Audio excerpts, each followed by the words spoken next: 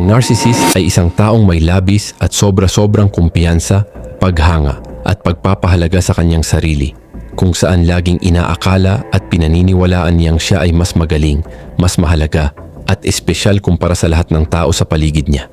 Lagi siyang naghahangad at umaasa na laging siya ang bida, laging pinupuri, hinahangaan at sinusunod ng iba.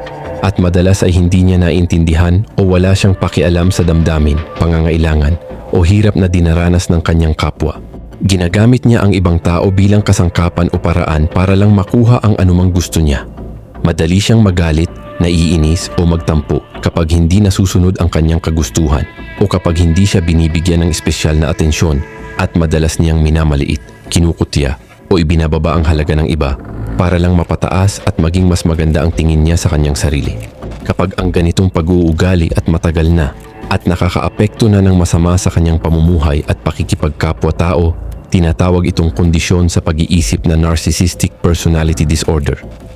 Kalufet, ganito ka ba? O may kakilala ka ba? Mag-ingat ka.